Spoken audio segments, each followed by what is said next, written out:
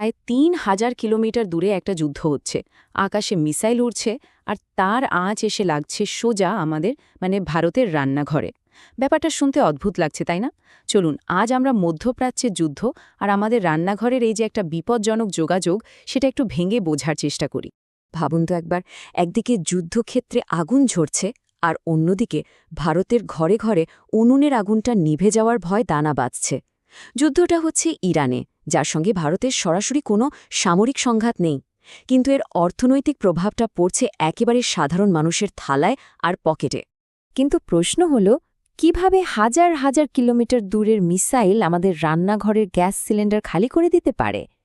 কেন এবার সরকারকে হঠাৎ করে গ্যাস সরবরাহ সামলাতে এতটা কড়া হতে হলো? আসুন এই পুরো ব্যাপারটা ডিকোড করা যাক। চলুন সবার আগে দেখিনি এই সংকটের ফলে দেশের সাধারণ মানুষের জীবনে ঠিক কী প্রভাব পড়ছে, মাঠের পরিস্থিতিটা ঠিক কী রকম। যুদ্ধ আর রোজকার জীবনের চিন্তা যেন একেবারে মিলেমিশে একাকার হয়ে গেছে। দেশের অনেক জায়গাতেই এখন গ্যাস এজেন্সির বাইরে লম্বা লাইন চোখে পড়ছে। আতঙ্ক এতটাই ছড়িয়েছে যে অনেকে ভয়ে আগেভাগে সিলিন্ডার বুক করছে, কেউ কেউ আবার কালোবাজার থেকেও মজুত করতে ছাড়ছে না। উত্তরপ্রদেশ আর বিহারের মতো রাজ্যে তো অবস্থা এমন যে পুলিশি নিরাপত্তায় সিলিন্ডার বিলি করতে হচ্ছে।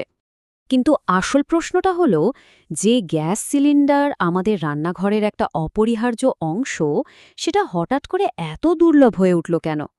এর উত্তরটা কিন্তু লুকিয়ে আছে ভারতের গ্যাস নির্ভরতা আর বিশ্ব রাজনীতির এক জটিল সমীকরণে। দেখুন, চীনের পর ভারত কিন্তু বিশ্বের দ্বিতীয় বৃহত্তম এলপিজি আমদানিকারক দেশ। কিন্তু আসল ফ্যাক্ট হলো, আমরা যে এলপিজি ব্যবহার করি তার প্রায় ৬০% বিদেশ থেকে আমদানি করতে হয়। আর এই বিপুল নির্ভরতাই কিন্তু যে কোনো আন্তর্জাতিক সংকটের সামনে আমাদের খুব দুর্বল করে দেয়। এই পরিসংখ্যানটা দেখলেই ব্যাপারটা আরও পরিষ্কার হয়ে যাবে।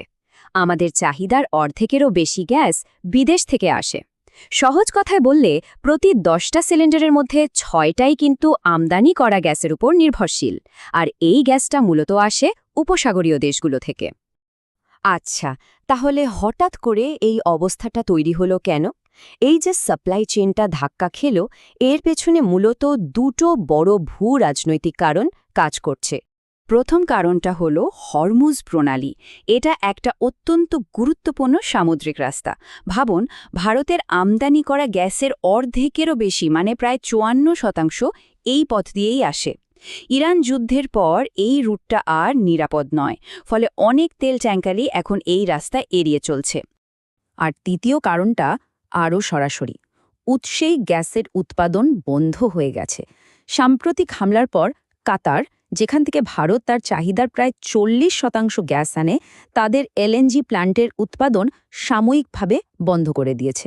বুঝতেই পারছেন, একদিকে আসার রাস্তাটা বিপজ্জনক, অন্যদিকে যেখান থেকে আসবে সেখানে উৎপাদন বন্ধ। তো এই যে একটা সংকট ঘনিয়ে আসছে, এটা সামাল দিতে ভারত সরকার একটা বিশেষ আইন প্রয়োগ করেছে। চলুন দেখি এই আইনটা ঠিক কি, আর এর মাধ্যমে সরকার পরিস্থিতি কিভাবে সামাল দেওয়ার চেষ্টা করছে। এই আইনটার নাম হল অত্যাবশ্যকীয় পণ্য আইন, যেটা ১৯৫৫ সালে তৈরি হয়েছিল।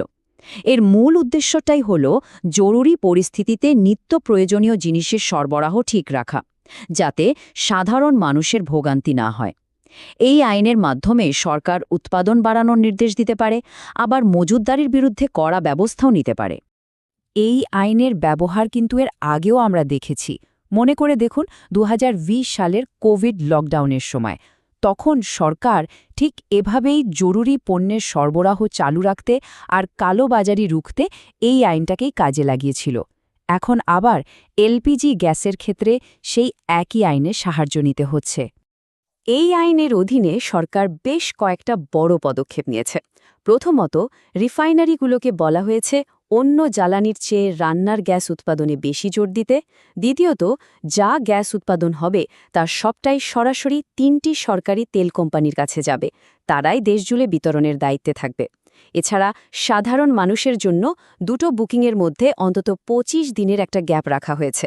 আর ভুয়ো বুকিং আটকাতে ডেলিভারির সময়ে ওটিপি বা বায়োমেট্রিক ভেরিফিকেশন বাধ্যতামূলক করা হয়েছে।